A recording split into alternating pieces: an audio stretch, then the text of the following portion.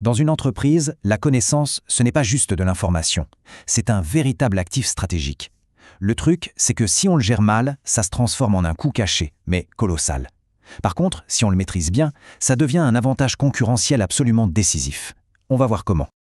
Dans n'importe quelle organisation, il y a toujours un problème qui est à la fois invisible et qui coûte une fortune. La question, c'est de savoir lequel. Eh bien souvent, la réponse est juste là, sous nos yeux. C'est la connaissance qu'on perd jour après jour. Pensez-y, l'expertise qui s'en va avec un employé qui part, le travail qu'on refait en double parce qu'on ne savait pas que ça avait déjà été fait, les nouvelles recrues qui mettent des mois à être opérationnelles. C'est ça le vrai coût caché.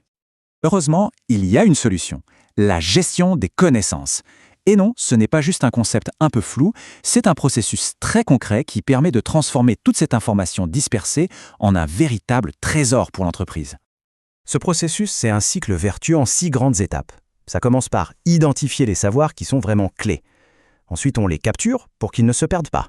Après, on les organise, on les stocke de manière intelligente pour pouvoir enfin les partager et surtout les appliquer. Le plus important, c'est que la boucle ne s'arrête jamais. La connaissance est toujours enrichie, mise à jour et réutilisée. Bon, pour que ce cycle fonctionne vraiment, surtout à grande échelle, il faut les bons outils. Et c'est là que la technologie a complètement changé la donne. Aujourd'hui, elle rend la gestion des connaissances plus puissante que jamais. La base de la base, ce sont les systèmes de gestion documentaire. Imaginez ça un peu comme la grande bibliothèque centrale de l'entreprise. C'est l'endroit où tout est rangé, bien structuré, centralisé. C'est vraiment le point de départ indispensable. Par-dessus ça, on vient ajouter une couche d'interaction avec les outils collaboratifs. Des plateformes comme Teams ou les systèmes d'apprentissage en ligne, les LMS, transforment la connaissance statique en quelque chose de vivant. On ne fait plus que stocker de l'info, on la crée ensemble, on l'échange, on la fait évoluer en temps réel.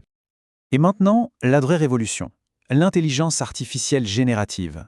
Les outils comme ChatGPT ou Copilot, ce ne sont pas juste des moteurs de recherche améliorés, ce sont de véritables assistants cognitifs.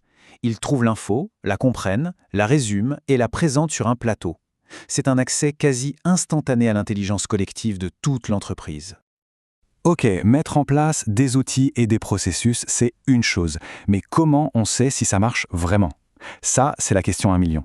Parce que pour justifier un investissement, il faut être capable de prouver son impact. Et cette citation, elle résume absolument tout. Pour avoir un budget, pour avoir le soutien de la direction, ça ne suffit pas de dire « on va mieux partager l'information ». Non, il faut arriver avec des résultats concrets, chiffrés, mesurables. C'est tout simplement non négociable.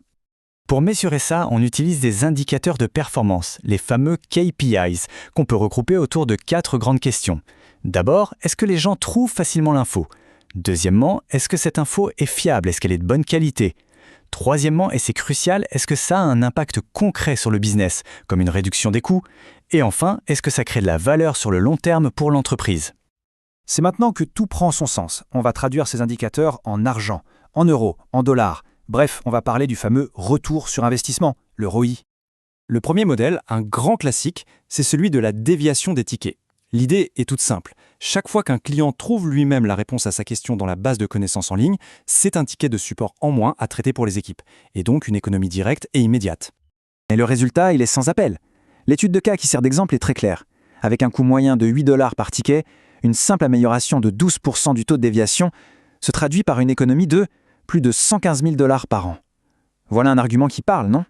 Le deuxième modèle est tout aussi puissant. Là, il s'agit de calculer combien on économise quand les nouveaux employés deviennent productifs plus vite. Une bonne base de connaissances bien organisée, ça accélère radicalement leur formation et leur intégration. Et là aussi, l'impact est juste énorme. Prenez une entreprise qui recrute 200 personnes par an. Si une bonne gestion de la connaissance réduit leur temps de formation de seulement une petite semaine, eh bien l'économie annuelle grimpe à 420 000 $. C'est une preuve irréfutable de la valeur de cet actif. Mais attention, pour que cet atout reste un atout sur le long terme, il ne suffit pas d'installer des outils et de croiser les doigts. Il faut activement protéger sa valeur. Et c'est là qu'interviennent la gouvernance et la sécurité. Parce que sans gouvernance, c'est le chaos assuré. L'information devient vite obsolète, plus personne ne sait qui est responsable de quoi, et le bel outil tout neuf se transforme en un bazar inutile. Mettre en place une gouvernance, c'est simplement définir les règles du jeu. Qui fait quoi ? Comment on assure la qualité ? Comment on s'assure que tout ça sert bien les objectifs de l'entreprise ? C'est ce qui fait la différence entre un système qui se dégrade et un atout qui prend de la valeur avec le temps. Au final, on voit bien que tout est connecté. Le processus de gestion est au cœur du système. Il est rendu possible par les outils. Sa valeur est prouvée par la mesure de la performance. Et sa durabilité est assurée par la gouvernance. C'est un système complet où chaque pièce a son importance. On ne peut en négliger aucune. Alors, pour conclure, la question qu'une organisation doit se poser est la suivante.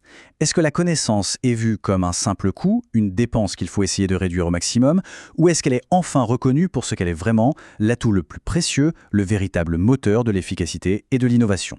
Le choix de la perspective change absolument tout.